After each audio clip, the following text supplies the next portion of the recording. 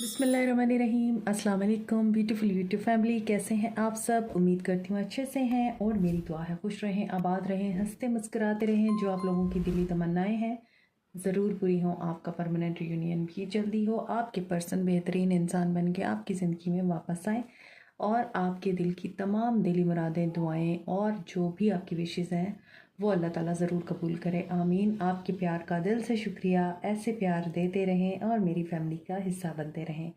आज की रीडिंग में हम देखेंगे कि आपको स्टे करना चाहिए या मूव ऑन करना चाहिए। There is no contact situation और इस नो कॉन्टैक्ट में आप लोगों को मूव ऑन करना चाहिए या फिर स्टे करना चाहिए। स्टे पॉजिटिव जनरल रीडिंग है। मैरिड अनमैरिड, मेल फीमेल सब लोग देख सकते हैं और ओपन माइंड के साथ देखा करें। हर मैसेज रेजोनेट नहीं करता और जनरल रीडिंग होती है, इसलिए जिस भी इंसान को आप अपने माइंड में रख के ये रीडिंग देखेंगे उसके साथ ये एनर्जीज मैच करेंगी। अगर नहीं करती तो ये आपकी रीडिंग नहीं है, आपके लिए फिर कोई और रीडिंग है, राइट? तो देखते हैं आपको नो कॉन्टैक्ट सिचुएशन में अपने पर्सन का वेट करना चाहिए या फिर मूव ऑन करना चाहिए। अगर आप पर्सनल रीडिंग लेना चाहते हैं तो पर्सनल रीडिंग के लिए लिंक मेरा डिस्क्रिप्शन बॉक्स में दिया हुआ है, आप वहाँ पे मुझे कांटेक्ट कर सकते हैं। इट्स ओनली अ गाइडेंस, आप इसे गाइडेंस के तौर पे लिया करें और इसको हरफ आखिर मत समझ लिया करें। अपनी लाइफ के जो भी आपने डिसीजन लेने होते हैं उनमें आप अपनी इंट्यूशन और अपने एक्सपीरियंसेस को भी माइंड में रखा करें। No contact situation Aquarius, Libra, Gemini है। Star, chariot, Cancer, Aquarius energy strong है and 4 of cups. Cancer, Pisces, Scorpio की एनर्जी है। ओके, पहले मैं आपको ये बता दूं कि यू कैन बी होपफुल। आप अपने माइंड में होप रख सकते हैं और आपको होप भी है कि सब कुछ एक दिन ठीक हो जाएगा, नो कॉन्टैक्ट जोन ख़त्म हो जाएगा, आप लोगों के दरमियान कम्युनिकेशन दोबारा से बहाल होगी और आपके दरमियान जो भी मिसअंडरस्टैंडिंग्स हैं, मिसकम्युनिकेशन है, वो दूर होगी। और हो सकता है आपके पर्सन को इस वक्त कुछ आइडियाज़ या कोई ऐसी बातें याद आ रही हैं जो ऑब्स्टैकल्स को रिमूव करने के लिए बहुत अहम रोल प्ले कर रही हैं और उन्हें ये फेथ है कि वो इस रिश्ते पे काम करेंगे, एक दिन आपके साथ प्रॉपरली कम्युनिकेट करेंगे और ऑब्जेक्टिव होके कोई डिसीजन लेंगे। यहाँ पर एक्वेरियस की एनर्जी है, आप बहुत दिल से दुआएं मांग रहे हैं, बड़े होपफुल हैं आप कि everything will be all right. और वो कहते हैं ना कि फ्यूचर हमारा ब्राइट है, आपको इस चीज़ का बहुत अच्छे तरीके से यकीन है। आपके जो ख्वाब हैं आप उनको पूरा करना चाहते हैं और पॉजिटिव थिंकिंग, पॉजिटिव माइंडसेट के साथ आप पॉजिटिव चेंज ला सकते हैं। आपके रिश्ते का जो चैलेंजिंग टाइम है वो मुझे नज़र आ रहा है यहाँ पे रिमूव हो रहा है, ठीक है।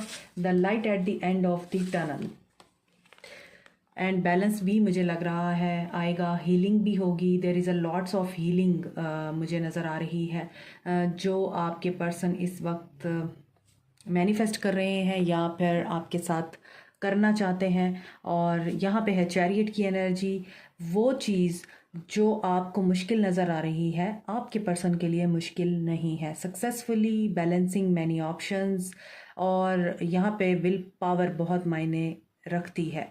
सो ऐसा फील होता है कि न्यू मून आपके लिए काफ़ी सिग्निफिकेंट हो सकता है। और यहाँ पर है 4 ऑफ कप्स की एनर्जी।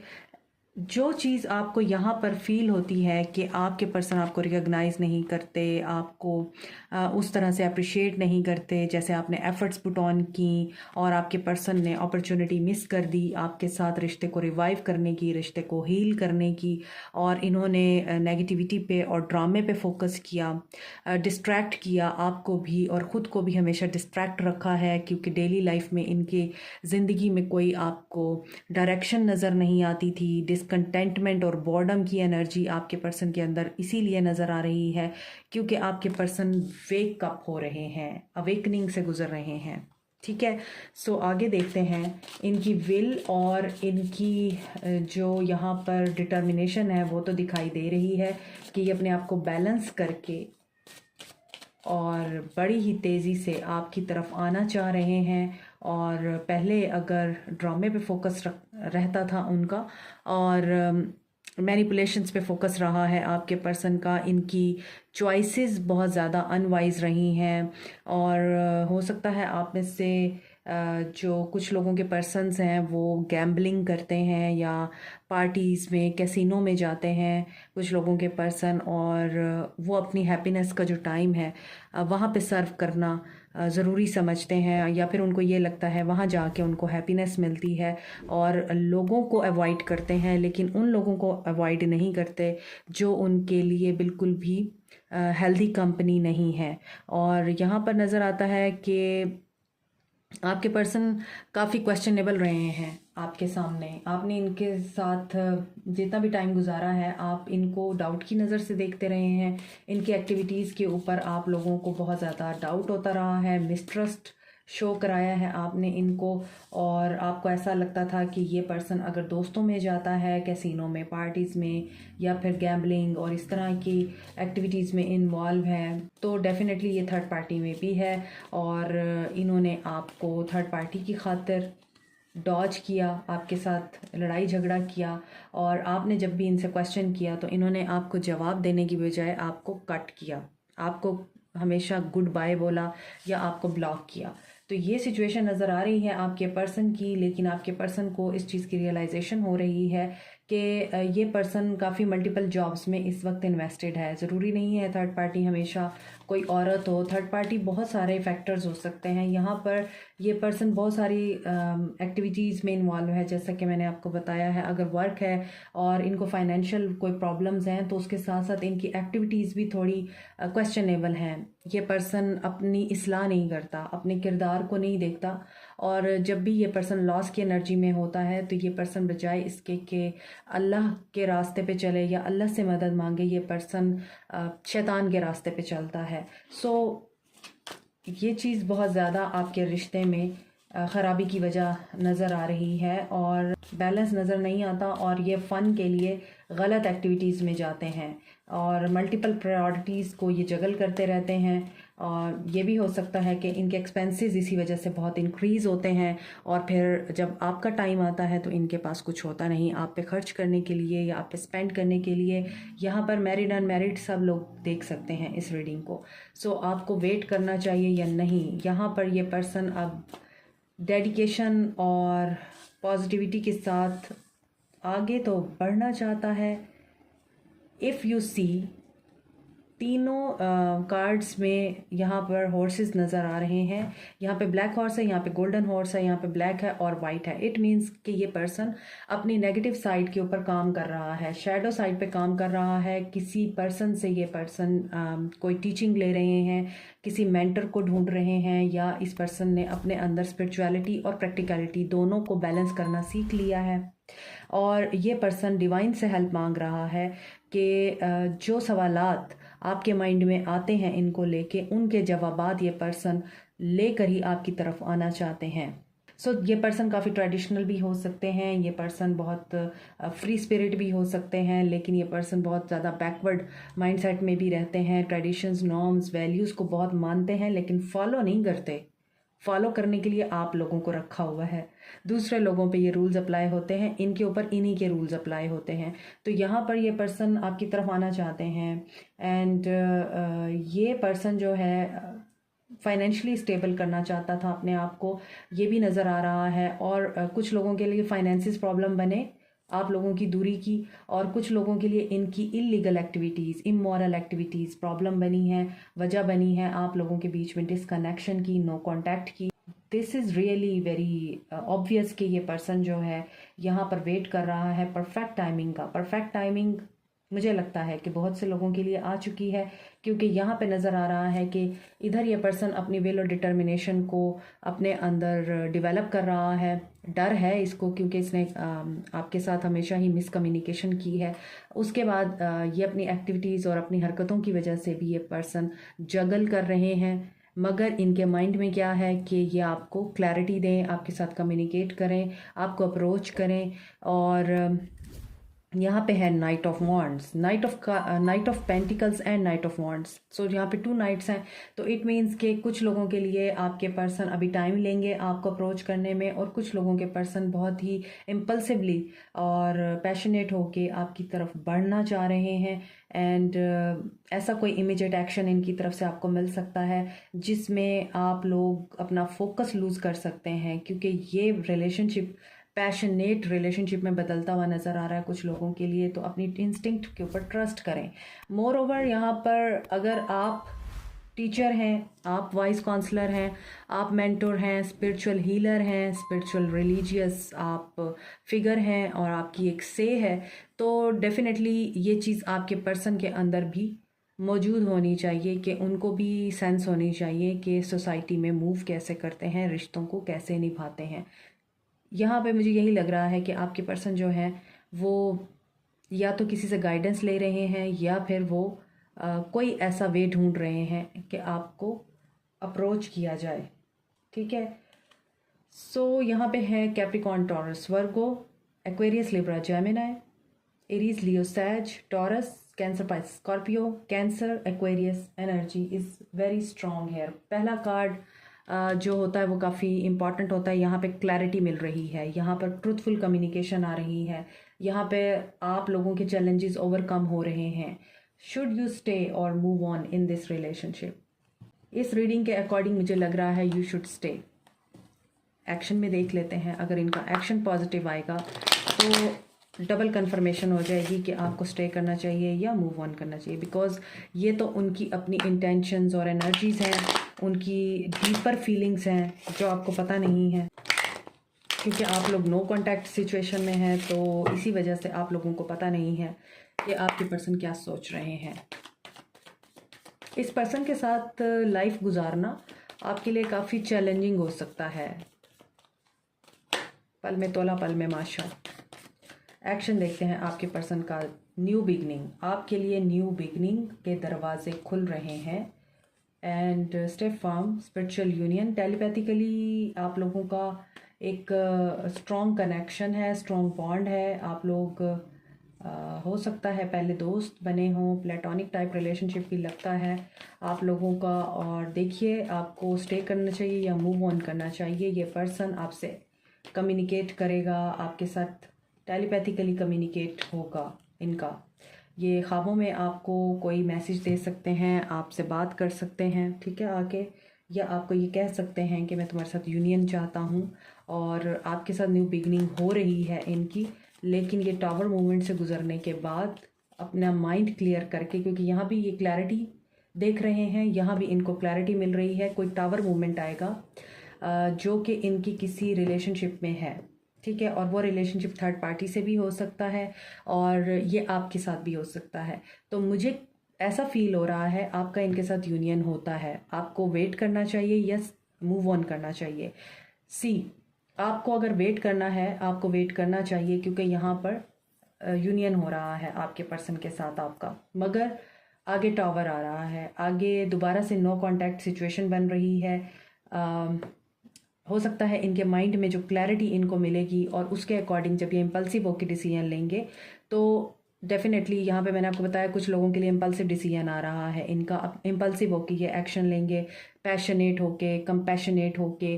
तो if there is a lust involve in this union, आपको कैसे पता चलेगा कि ये रीडिंग आपकी है? अगर आपके पर्सन आपको कांटेक्ट करते हैं और आपकी उनके साथ मीटिंग डिसाइड होती है और उसमें आपके पर्सन आपके साथ इंटीमेट होने की बात करते हैं या फिज़िकली आपकी तरफ अट्रैक्ट होते हैं, आपसे ऐसी कोई बात करते हैं, तो मान लीजिए कि आपका आगे टावर आएगा।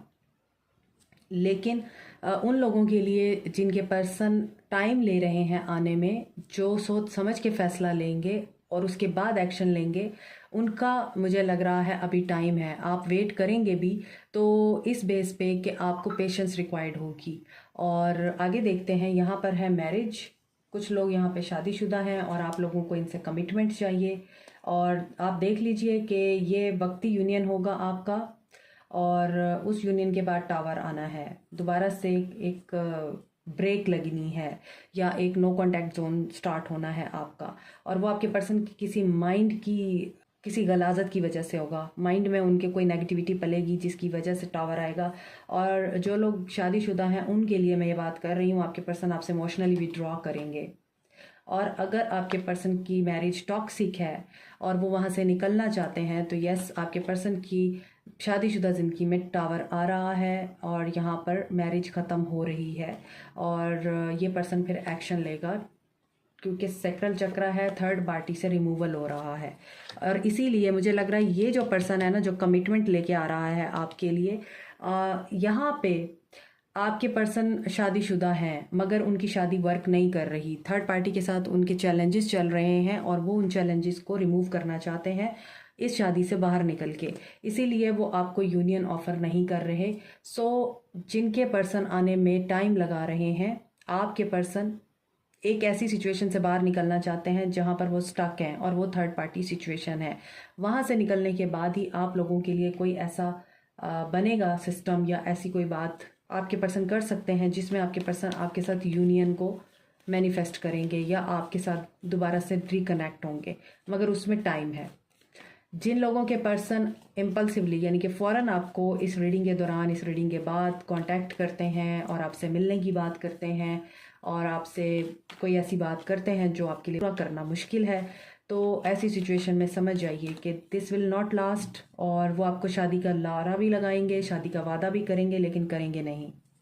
Should you wait or move on? Positive movement forward. Third eye chakra आप लोगों का ओपन है, लव बिगेन्स। सो यहाँ पे दो तरह के लोगों की रीडिंग निकल के आई है।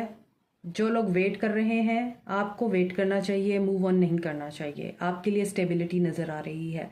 लेकिन जिन लोगों के पर्सन उनसे कोई वर्ल्डली डिज़ायर रखते हैं, फिजिकली आपके साथ इन्वॉल्व होना चाहते हैं, आप समझ लीजिए कि that will be temporary, you should move on. आपको इस पर्सन को नहीं अपनाना चाहिए क्योंकि ये पर्सन आपके साथ स्पिरिचुअली कनेक्टेड नहीं है, ये फिजिकली कनेक्टेड है। अब ये आपको समझना है कि आप किस तरह के इंसान के साथ रिलेशनशिप में है। क्या वो फिज़िकल रिलेशनशिप को ही सब मानता है या फिर वो स्पिरिचुअल कनेक्शन को वैल्यू देता है? ठीक है, ये आपके ऊपर डिपेंड करता है। उसी से ही आपको पता चलेगा कि आपको मूव ऑन करना चाहिए या वेट करना चाहिए।